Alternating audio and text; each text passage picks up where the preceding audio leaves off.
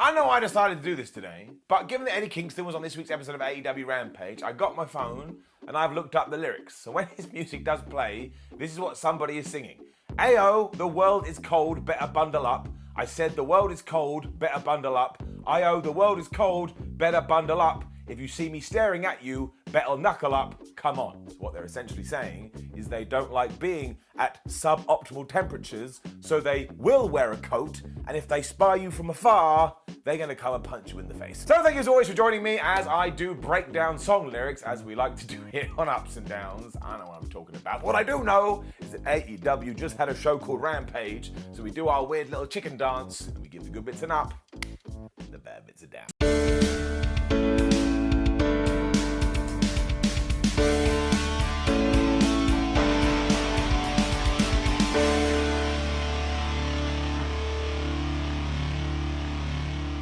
So yes, as we've already hinted at, our first match on Rampage was Eddie Kingston versus Jake Hagar. And this is the kind of shib I want to see. Because Hager is a big dude and likes MMA, so he made sure to use it in the early going. But as we know, Kingston is a madman, so he took his hand and he started to use it like he wanted to do 1,000 chops.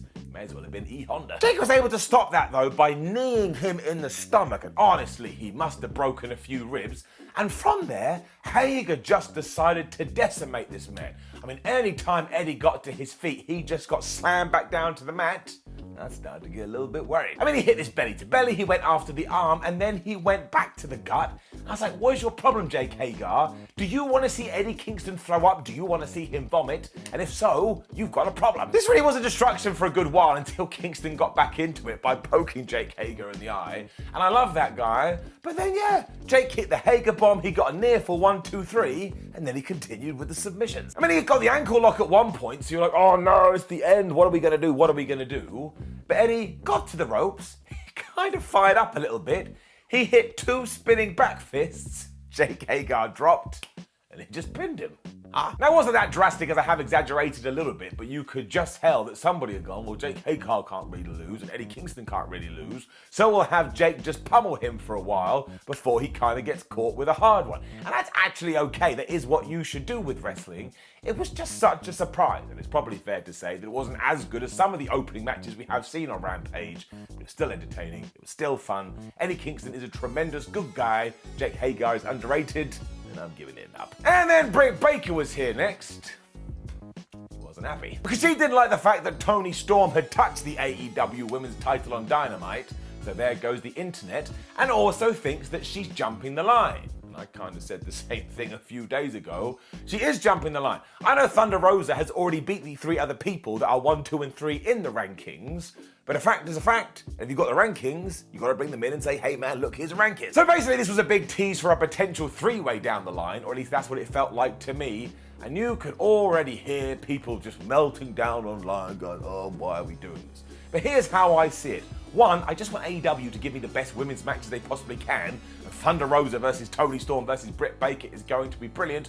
But also 2, I am going to be dead one day, and I refuse to sweat the small stuff. We then had a promo for Hair versus Hair, or Chris Jericho versus Ortiz, and I tell you, I'm very worried about this one, because one of these guys is going to have to join the Bald Buddies, and everybody is welcome, before Satnam Singh, that giant man, made his proper AEW debut. He was teaming with Jay Lethal to take on Matt Fitchett and Davey Vega, and all I can really hope is that Davey Vega is related from the guy from Street Fighter. I mean, Street Fighter 6 is coming out soon, so why wouldn't you try and use your brother's fame to some kind of success? Surprise, surprise though, these two got absolutely wrecked, although we do need to shout out Satnam, because while this only went about 8 seconds and he did the usual big man stuff, at one point he hit this double cross body, and I actually thought he looked really good, and my intreg gland went brrr, and I want to see what he's going to do. He also held both of them up so that Jay Lethal could hit a double lethal injection, and afterwards, he just pulverized all of them. And I tell you this, apart from the whole lights on, lights off reveal, which did not go well, I actually think we do have something with Satnam Singh. We just have to sit and be patient. So even though this was over super duper quick, I'm giving it up. Hookhausen was then on my TV screen, So my heart started to sing. And they were just driving around in these souped up golf carts they had bought after winning at Double or Nothing. And while Danhausen said a lot here, eventually he went zoom, and then Hook came in, zoom, and he just looked there and went, man, look how dreamy I am. And then zoom, he drove away again. So this was absolutely ridiculous, but I tell you, these two, the Acclaimed and the Gun Club, if you take them all and just put them in a big package, it is some of my favorite things in wrestling right now because they just want to be entertaining. The older they get, the more I realize this is all I need. Which brought us to Kris Statlander versus Red Velvet, and just a massive applause all around, especially because we have been seeing these two get better every single week right in front of our eyes, and I think that's damn cool. Statlander really seems to have come into her own after changing her gimmick, and it's the same with Red Velvet after she's gone heel. And I know, that was never explained, but look, we've got here now, and she's doing a great job with it, so I'm going to take that information and just pretend it didn't happen. What an asshole. I tell you too, Red tried to jump Velvet before the bell, but instead got slammed in the mat, and then Statlander threw her in the ring and kneed her right in the face. And I was like, well, that's it, she's done. Statlander also does not give a shit anymore, so she took the fight right in front of the baddies, and I was like, oh no, this is going to go terribly wrong. And that was kind of the case because she went for a delayed suplex, Velvet was able to slip out of the back, and she hit her with a chop block. And as wrestling has taught us for the last 72 million years, if your knee goes out, you're in trouble. It was still a really cool near fall after the Blue Thunder Bomb, courtesy of Kris Statlander, and then Red Velvet was going for the most devastating move in all of sports entertainment, the surprise roll-up. But when that didn't work, she hit a cutter. And I was like, flub me sideways, this is just move. She also got the big kick for another close near too, but kind of like the Kingston match earlier, Kris Statlander then hit the Friday Night Fever, Saturday Night Fever, whatever the hell it's called these days, and she got the 1, 2, 3, but this was such a tremendously good match, and we really have to figure both of these guys into plans going forward. And in fact, Kris Statlander should probably be the person to beat Jake Hagar. Hager was also in like a flash after this, and this is when we started to tease the 6-woman tag because Anna Jay came down to balance the books, and Athena tried to too, but the official stopped her. And I was like, well, that's not very fair. Everybody else is having a fight, why can't she? And what is really cool is that we now have this discussion, and when I say discussion, I mean people going absolutely crazy on the internet, going, well, should it be Kris Statlander who should dethrone Jade Cargill, or should it be Athena? And honestly, I don't think you can really miss here, but I'm with you. I think Kris needs it more. So let's hope it is going to happen. This was a fine segment. Up. We then bigged up the fact that it is going to be Miro versus Ethan Page on Dynamite next week for the All Atlantic Championship tournament. And this hurt me, man. Hit me right here in my tum-tum. This is like my 2 children fighting. I can't pick between people that I'm absolutely in love with. So now I have to worry about this for the next 5 days. It also led us into our main event, which is one of the most nuts that we've had ever since Rampage was born. Because it was Will Ospreay and Aussie Open taking on Trent and FTR. So I'm sorry, I ain't calling it the Forbidden Door anymore. I'm calling it the Welcoming Door. It's open and everybody can walk through. You should go and watch this too, especially because it starts with Dax Harwood versus Will Ospreay. And this is something that I didn't know I needed, but I absolutely did. And when it comes to Dax, he should be on everybody's most improved list in 2022, which doesn't make any sense because he was already brilliant, so now he's slowly becoming super brilliant. Will was also just doing his usual stuff. I mean, he moves around like a cat, it's just so effortless. And we had a bunch of stuff between Aussie Open and FTR, including making sure we underlined the fact that the Aussie guys could hang with FTR. That was massively important.